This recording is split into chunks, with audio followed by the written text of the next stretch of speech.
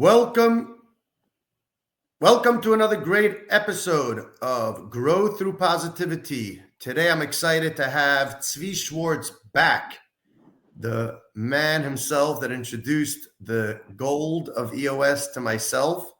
I was fortunate to grow the Hope organization with that, and then I fell in love with it. So we became an EOS Implementer as well. With that being said, last time we touched on some great points around culture and core values. Although I know it's a conversation that we could probably spend 2 to 3 hours like we do with our clients. However, in 12 minutes or so, I'd like to bring to the audience on LinkedIn the discipline and tools and importance of what does it mean to have a intentional culture in a company. What does it take to build that out? So Tzvi, introduce yourself one more time to the audience and take it away. Okay, Ali, I appreciate that you invited me to come back. It's nice to be here again and see you again on this format. I love that we're going to talk about culture. It's actually one of my most favorite things to talk about. To be honest, it is one of the most misunderstood pieces of any business, definitely part of the EOS implementation. People look at it sometimes as like, oh, it's like, yeah, it's culture. It's a fluffy thing. Like, we'll talk about values and our missions. Let's just talk about numbers. Let's talk about goals. When are we making more money? Let's go on. Show me the scorecard. And I get that. But the problem is that what people don't understand is that all those results, all of that good stuff comes from culture. So I think it's important that we define, what does that even mean? What is culture? It's not like some people think that classic Google style, let's buy a ping pong table and nice coffee machine, which is also a nice thing, but that's not really what culture is. Culture is this deep feeling that I belong. I enjoy being part of something. I enjoy working with these people, and I feel good when I'm here, and I feel focused when I'm here. I mean, think about it for a second, then we'll get into what that is. Imagine a person wakes up in the morning and they come to the office, and they're shutting down in a sense that they're feeling nervous. They're feeling a little bit anxiety. They don't feel the work that they're doing is that important. They don't really enjoy working with the people around them. I mean, think about it. How well do you think they're going to work that day? We've all had it where you wake up in the morning, you don't feel so good that day. Even if it's a physical thing. I have a headache today, or my back is hurting. You don't give your full amount to the work you're doing. Like, if we're lucky, you do 50% of what you're supposed to do that day. And everybody knows that if you're feeling a little bit off that day, everybody around you feels a little bit off that day, because now everybody's like, well, let's not mess with him today, or let's not mess with her today, because like they're in a bad mood or they're not feeling good, which means now you're spreading these vibes to everybody else. So I ask you, especially to the owners and the CEOs, do you really believe you're going to hit your numbers and your results and your goals if everybody's feeling off? It's just not possible. So the trick, the secret to really getting your goals, the money you want to make, the profit, and the results you want, it comes from culture. It comes from how people feel. So let's talk a little bit about, what does it mean? What is culture? What does it mean to feel a certain way? And why does it work when you have these two people together, but it won't work when these two people go together? What is the magic formula, and how does it happen? I think that's where, if I understood correctly, that's where I think you want to go today. So let's have some fun with that. Are we ready? Yes.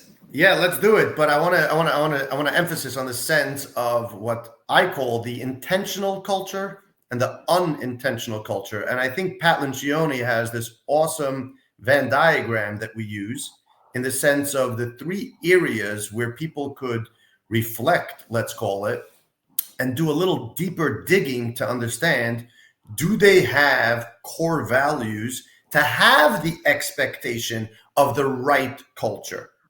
So let's break that down for people in regards to recognize, for those that are watching, where you are today, and you may have the intentional, you may have the unintentional, what it would look like with having a real intentional, where you're really getting the team together and everyone is feeding off each other's values to create this awesome culture.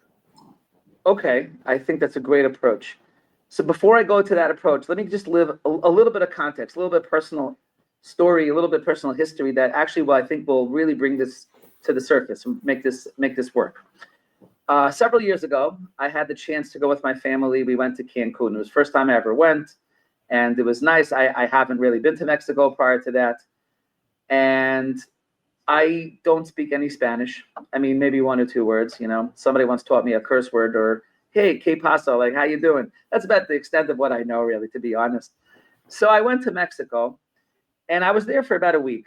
And while being there for a week, I downloaded an app about how to translate certain things. I kind of planned a little bit with the help of somebody else where we're going to stay, what we're going to do. And for the week that I was there, it was manageable. I chose not to rent a car because I don't really know the streets. I chose, to stay in an area where there's English-speaking people, so I'll have no problem getting along and talking to people if I get stuck with something. For the week that I was there, it was manageable. Why am I stressing this with you? Because let's play pretend for a second. Let's play pretend that for whatever reason, I get stuck in Mexico. And now, for whatever reason, I can't go back to the United States. I can't go back to New York, where I'm from. And now, I'm not there for a week. Now I'm going to be there for a much longer period of time. All of a sudden, I find myself like a fish out of water in a place with people where I don't know the laws. I don't know literally the culture. I don't eat their food. I don't know their style. I don't speak their language. It's not because they're better than I am and I'm worse than they are. It's just that we're not a good fit for each other. For the 1 week that I was there, I was able to make it look like I fit. I was able to fake it for a little while. As a matter of fact, I was actually sitting with I was sitting with my family on a bus ride to go somewhere on one of these excursions, and everybody around me was talking Spanish. Okay, I'm just minding my own business. All of a sudden, I heard a voice 2 rows behind me with that Brooklyn accent, New York accent. And all of a sudden, this guy starts talking about, I turn around and I see this guy. I'm like, hey, what's up, man? Where are you from? And he's like, he was from Brooklyn. And we had a great conversation. So I'm asking him, how does that happen? All of a sudden, we started having a good conversation. We hung out a little bit for the rest of the day. We were going to the same place. I don't know the guy. If I would have seen this guy walking on Manhattan and Fifth Avenue, and all of a sudden I would have heard him talking, and I would have been like, hey, high five, what's up, man? He would have looked at me like I'm crazy, like, go away from me. Why are you following me? But we all of a sudden had a bond where all of a sudden we shared something that made us naturally connect to each other more so than everybody else around me. And it was almost easy. It was so easy to have enjoyment with the rest of the day.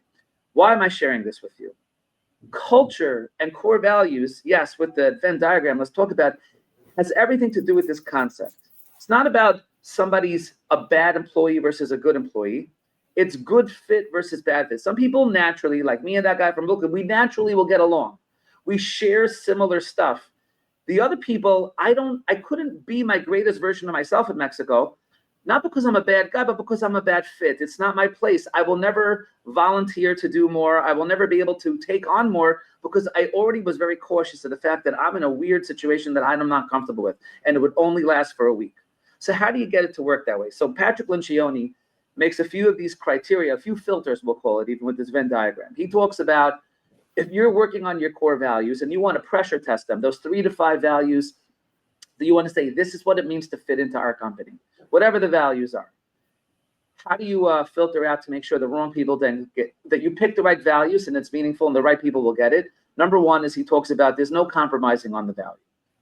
If you find that, for a good client, we'll look the other way, for like, well, this guy's my family member, so he has the same last name as I am. So you know what, let's let them stick around in the company for longer. And you would do stuff that way. That means you would compromise. So if you're going to tell me your core value is to, to do whatever it takes to get something done, but, for certain people, we're going to make an exception because, they're very valuable to us, or we're not going to do that. That means it's a very nice idea, but it's not really what your value is. I have a client who it wasn't even so easy for him to do this, but he let go of his own brother. His brother was with him from the beginning of him building up his company, but he realized him and his brother just don't think and feel the same way. They have different values. Values are attitudes, behavioral attitudes of when I'm in a situation with another person, these are the attitudes that I use to govern how I'm going to do what I'm going to do. Him and his brother they were nice people, very talented, but they didn't share the same set of attitudes and values. They didn't think the same way. How did I know that his core values were real? Because he was even willing to let go of his own sibling, which was not an easy move, because simply had to go find another job. The kid had a family. He obviously helped him, and he helped him find another job, gave him a few dollars when he left. He didn't just kick him out the door, but he said, you don't fit in here, and it's hurting all of us. And he didn't compromise. So the fact that he didn't compromise, that was criteria filter number one. You will know your core value is true if you are willing to let go of a person who's been with you for a long time, a person who maybe even is one of your better contributors from sales or operations, but they're just not fitting in. And you're realizing that your value is more important. The attitude and the future of what you want to accomplish has everything to do with that. And you're willing to not compromise. Then you know that you have criteria number one is there. Another one that Patrick Lencioni mentions over there is that they're not aspirational. It's not a value that you aspire to be. I have clients who will come up with core values and they're like, these are all really good. We'll just pick 5. Any of them will good. They all sound good. What's the worst that will happen? If you claim this is my value, which is, let's say, to, respect everyone, right? That's my value, to always show respect to everyone. But you are on your phone in the middle of a meeting, which means you're not respecting everyone around you, or you show up late to a meeting, or, you talk behind people's backs, because that's just, it's business, or we have to. That means that's not really your value. You might want to be that person. You might even see the value, quote unquote, of being that, but you're not that. How in the world are you going to roll out your core values to your company and say, everybody, we are going to be this respect everyone culture, and they're going to look at you like, yeah, but you don't do that. Which means not only is it not going to work, it's going to backfire. Now, everything you tell your employees, they're not going to believe anything you say, because they're going to be like, let me get this straight. You say this, but you do this, which means it's confusing for them. Or they're going to be like, so what are you telling us that's the truth? So if it's something you aspire to be, work on it. Make it a goal. Make it a rock even. When you are naturally that good, then you could maybe insert it or update your core values as such. Your values are who you are at your natural best, who you are when you wake up in the morning. They are who you are when you're under pressure. Your natural default way, those are your values. Can you work on it? Can you grow? Can you learn? Yes. Can a person behaviorally change their attitude? Yes, it takes a lot of work. So that's why we're not necessarily looking to bring people in and change them.